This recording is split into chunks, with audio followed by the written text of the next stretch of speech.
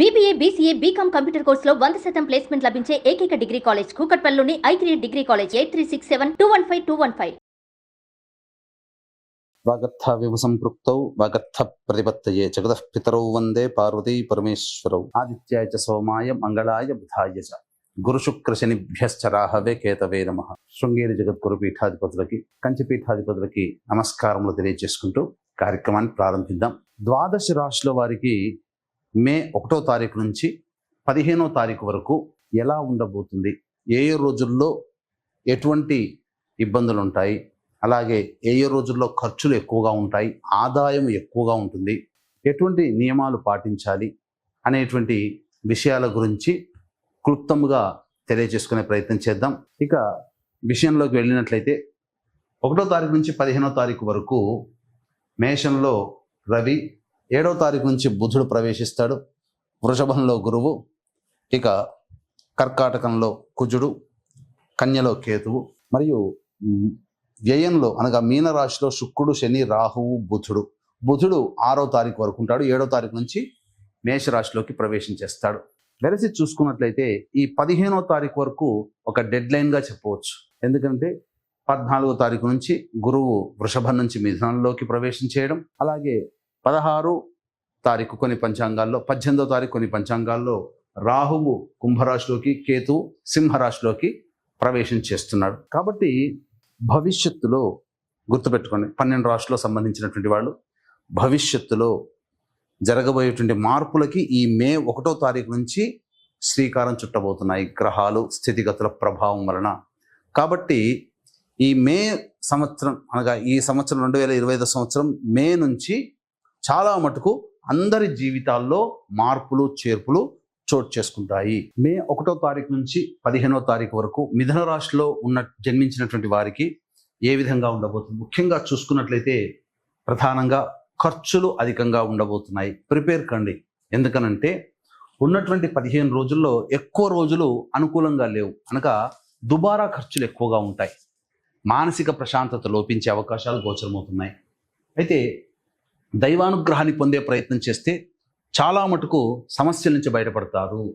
ముఖ్యంగా నిరుద్యోగస్తులకి శుభవార్త, చక్కగా ఉద్యోగ ప్రయత్నంలో ఉన్నటువంటి వారికి ఉద్యోగం లభిస్తుంది. ఆల్రెడీ ఉద్యోగం చేస్తున్నటువంటి వారికి వేరే సంస్థలో ఉద్యోగం చేసే ప్రయత్నం కావచ్చు, లేకపోతే ప్రమోషన్స్తో కూడుకున్నటువంటి బదిలీలు కానీ అన్ని విధాలుగా చక్కగా ఉంటుంది.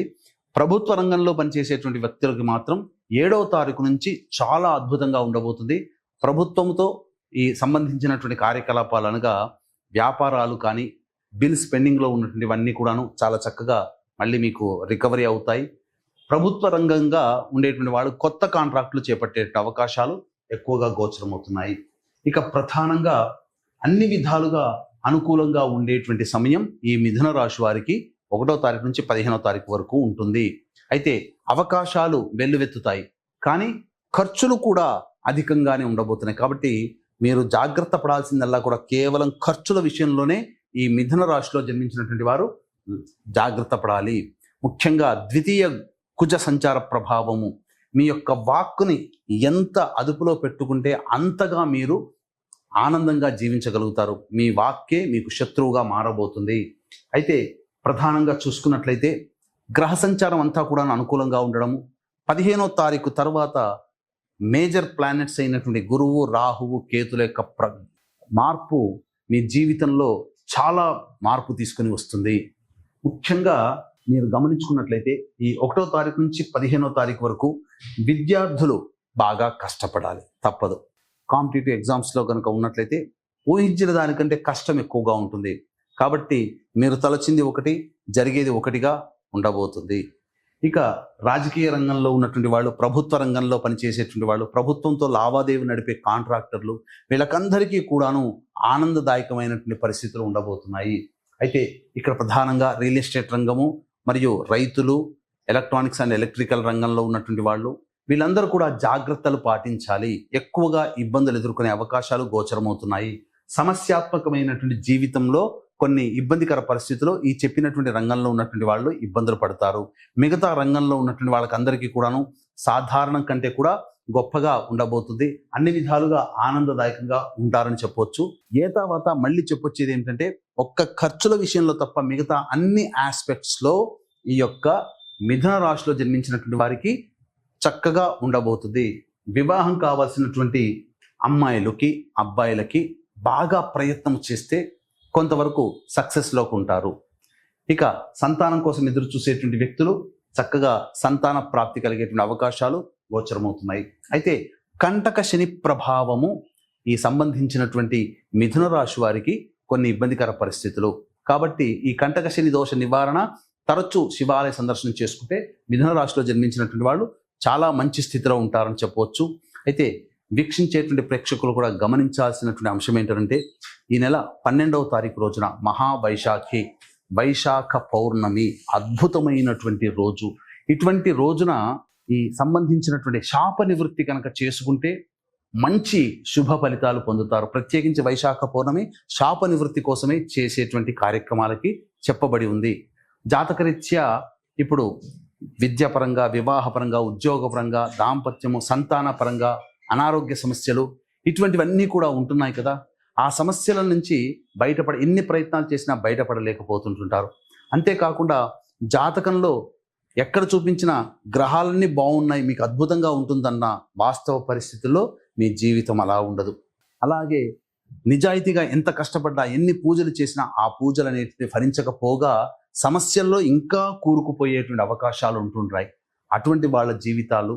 అలాగే ఇవన్నిటికీ కారణం ఏంటంటే జాతకంలో ఏదో ఒక శాప ప్రభావం, అది స్త్రీ శాపమా, గురు శాపమా, సర్పశాపమా, దైవశాపమా, పితృశాపమా, ఇటువంటి 5 రకాల శాప ప్రభావాలు ఉండడం వలన మానవుడి జీవితంలో ఇబ్బందికర పరిస్థితులు అనేటివి ఎదురవుతుంటాయి. అంటే ఎలా గుర్తించాలి? తండ్రి వైపు 6 తరాలు, తల్లి వైపు 3 తరాలలో ఏవైనా దుర్మరణాలు కనుక ఉంటే ఈ యొక్క దోష ప్రభావాలు ఉంటాయి. కావున ఈ దోష నివృత్తి కోసమే 12వ తారీఖు రోజున వైశాఖ పౌర్ణమి సందర్భంగా చక్కగా ఈ పంచశాప నివృత్తి కార్యక్రమాలు అనేటువంటివి పీఠమాధ్వర్యంలో జరపబడుతున్నాయి. అయితే ఇప్పుడున్నటువంటి సమాజంలో మంచి చెడు ఉంటాయి. కాబట్టి మంచి అనేటువంటిది పక్కకు పెడదాం. చెడు ఎలా గుర్తించాలి? ఈ దోషాల నివృత్తి పేరిట చాలామంది జన్మించినటువంటి కొన్ని నక్షత్రాలు, చెడు నక్షత్రాలు ఒక 7 ఉంటాయి. కానీ నక్షత్ర జనన దోషమే చెప్పుకుంటున్నాం ఇప్పటి వరకు. ధనార్జనే ధ్యేయంగా జనాలని మోసం చేయడం కోసం ఉన్న 27 నక్షత్రాల్లో 19 నక్షత్రాల్లో పుడితే ఈ స్త్రీ శాపాలు ఉంటాయి, పితృశాపాలు ఉంటాయి అని చెప్పి ఒక అబద్ధపు ప్రచారాలు ఇప్పుడు జరగబోతున్నాయి. కాబట్టి జాగ్రత్త పడండి. 19 నక్షత్రాల్లో పుడితే స్త్రీ శాపము, పితృశాపము, గురుశాపాలు, సర్పశాపాలు ఉండవు. జాతకాన్ని అనుసరించి ఈ యొక్క శాప ప్రభావాలు ఉంటాయి. అన్నిటికంటే మించి పెద్ద దోషము, పెద్ద మోసం ఏంటంటే దాదాపు 3 నుంచి 4 గంటలు జరగాల్సినటువంటి ఈ పూజల్ని గుంపులుగా తీసుకొని వెళ్ళి సామూహికంగా గంటంబావులో ఈ పూజల్ని చేయిస్తున్నారు. మంచి పండితుల్ని పెట్టకుండా ఎవరు పడితే వాళ్ళని చేయిస్తున్నారు. సుశిక్తులైన పండితులతో అయితే కావట్లేదు. కాబట్టి ఇలాంటి పూజలు జరిగాయనంటే మీరు మోసపోయినట్టే. మోసపోగలిగితే అటువంటి పూజల్లో గంటంబావు లోపల చేసే పూజల్లో ఈ 19 నక్షత్రాలని చెప్పి అబద్ధ ప్రచారం చేసేటువంటి వాళ్ళ దగ్గరికి వెళ్ళి మోసపోండి. నిజాయితీగా జరగాలి అని అనుకుంటే 2013 సంవత్సరం నుంచి ఈ యొక్క కార్యక్రమాలు నిజాయితీగా చేయించడం జరుగుతుంది. అవకాశం ఉన్న వాళ్ళు ఈ యొక్క కార్యక్రమంలో శాప నివృత్తి కార్యక్రమాలు చేసుకోండి. తప్పకుండా మీ జీవితంలో అభివృద్ధి బాటలో ఉంటారని చెప్పవచ్చు. ఇక ఈ రాశిలో జన్మించినటువంటి మహిళలు గనక చూసుకున్నట్లయితే ప్రధానంగా అన్ని విధాలుగా మీ యొక్క సాయశక్తులు మీరు ఒడ్డుతారు. మీరు చేసేటువంటి ప్రతి పనిని తుదకంటూ పోరాటం చేసి ఆ పనిని పూర్తి చేయాల్సినటువంటి పరిస్థితి. ఒకరికి మాట ఇచ్చారు, ఆ మాటని మీరు పూర్తి చేసుకుంటారు. ఆ పూర్తి చేసుకునే క్రమంలో ఎక్కువగా కష్టపడాల్సినటువంటి పరిస్థితి వస్తుంది. కాబట్టి మాట ఇచ్చే ముందు జాగ్రత్త పాటించండి. మనం చేయగలుగుతామా లేదా అనే విషయాన్ని ఈ రాశిలో జన్మించినటువంటి మహిళలు గమనించాలి. ముఖ్యంగా వివాహం కావాల్సినటువంటి అమ్మాయిలకి వివాహం జరుగుతుంది, అందులో సందేహం లేదు. సంతాన ప్రాప్తి కోసమే కాస్త ఎక్కువగా శ్రమించాల్సినటువంటి పరిస్థితి ఈ యొక్క మిథున రాశిలో జన్మించినటువంటి మహిళలకి గోచరమవుతుంది. కొన్ని సందర్భాలలో మీకు తెలియకుండానే మీరు కోపోద్రిక్తులై మీ యొక్క వాక్కుని మీరు సరిగ్గా వాడకలేకపోవడం వల్ల ఇబ్బందికర పరిస్థితులు అనేటివి ఈ యొక్క మిథున రాశిలో జన్మించినటువంటి మహిళలు ఎదుర్కొంటారు. ఏతావాత ఉద్యోగంలో చేసేటువంటి వాళ్ళు, అలాగే వ్యాపార రంగంలో ఉన్నటువంటి వాళ్ళు ఖర్చులు అధికంగా ఉంటాయి. కాబట్టి జాగ్రత్తలు పాటించండి. ఎవరికి అప్పులు ఇవ్వకుండా ఉండండి. మీరు చాలా మటుకు సేఫ్ సైడ్లో ఉంటారని చెప్పవచ్చు. ఇక మనం గమనించుకున్నట్లయితే 1, 2, 3 తారీఖుల్లో పెండింగ్లో ఉన్నటువంటి పనులన్నీ పూర్తి చేసుకుంటారు. అన్ని విధాలుగా ఆనందదాయకంగా ఉంటారు. విందులు వినోదాల్లో పాల్గొంటారు. స్నేహితులతో ఉల్లాసంగా గడుపుతారు. పాత మిత్రులను కలిసే అవకాశాలు ఈ 1, 2, 3 తారీఖుల్లో ఉంటాయి. 4, 5 తారీఖుల్లో గనక చూసుకున్నట్లయితే మీ దగ్గర డబ్బులు అప్పుగా అడిగి వాళ్ళు కొంతమంది ఉంటారు. తద్వారా ఇచ్చిన డబ్బు మీకు తిరిగి రాదు. అది గమనించండి. అలాగే మీరు కుటుంబ సభ్యులతో వాగ్వివాదాల జోలికి వెళ్ళకండి. మీ వాక్కుని ఎంత తక్కువగా వినియోగించుకుంటే అంత 4, 5 తారీఖుల్లో ఆనందంగా ఉంటారని చెప్పవచ్చు. మానసికమైనటువంటి అశాంతి ఈ 4, 5 తారీఖుల్లో ఉంటుంది. 6, 7 తారీఖుల్లో రావాల్సినటువంటి డబ్బులు మీకు లభిస్తాయి. అలాగే అవసరాలు ఖర్చులకి మించిన ఆదాయం కూడా మీకు ఉండడం వల్ల ఆనందదాయకంగా ఉంటుంది. బంధుమిత్రుల సహాయ సహకారాలతో మీకున్నటువంటి సమస్యల్ని పరిష్కరించుకుంటారు. ఇక 8, 9, 10 మరియు 11, 12 తేదీల్లో ఖర్చులు అధికంగా ఉంటాయి. మీ ఆరోగ్యం పట్ల శ్రద్ధ వహించాలి. వాహనాన్ని నడిపేటప్పుడు జాగ్రత్తలు పాటించాలి. తల్లిగారి ఆరోగ్యం పట్ల శ్రద్ధ వహించాల్సినటువంటి పరిస్థితి. ముఖ్యంగా 8, 9, 10 తారీఖుల్లో వాహనాన్ని నడిపేటప్పుడు జాగ్రత్తలు. ఎందుకంటే పరధ్యానంగా ఉండి సమయం ఈ 3 రోజులు ఎక్కువగా ఉంటుంది. ఏ పని చేస్తున్నామో పనికి చేసే పనికి ఆలోచించే మనస్సుకి సంబంధమే ఉండదు. కాబట్టి ఎక్కువగా నష్టపోతారు. కాబట్టి జాగ్రత్తలు పాటించండి. 11, 12 తేదీల్లో మీ ఆరోగ్యం పట్ల శ్రద్ధ వహించండి. ఇక 13, 14, 15 తేదీలో కనుక చూసుకున్నట్లయితే రాని బాకీలు వసూలు అవ్వడము, అలాగే ధనాదాయం చాలా చక్కగా ఉండడము, ఆకస్మిక ధన ప్రాప్తి, ఊహించిన దానికంటే ఎక్కువగా మీరు అభివృద్ధిలో ఉంటారని చెప్పొచ్చు. ఏతావాతా చెప్పొచ్చేది ఏమిటంటే 4, 5 మరియు 8, 9, 10 తారీఖులో ఖర్చులు అధికంగా ఉంటాయి. కాబట్టి జాగ్రత్తలు పాటించండి. ఇక ఈ 1వ తారీఖు నుంచి 15వ తారీఖు వరకు మిథున రాశిలో జన్మించినటువంటి వారు సమస్యల నుంచి బయటపడాలి అనుకున్నప్పుడు దత్తాత్రేయ అష్టోత్తరము, అలాగే ప్రతిరోజు సూర్యుడికి నమస్కారము, సూర్యాష్టకం 6 సార్లు చదవడము, వీలు కుదిరినప్పుడల్లా శని యొక్క అనుగ్రహాన్ని పొందే ప్రయత్నంగా తైలాభిషేకం జరిపించుకోవడం, ఇవన్నీ కూడా చేస్తున్నట్లయితే చాలా మటుకు సమస్యల నుంచి బయటపడతారని చెప్పవచ్చు.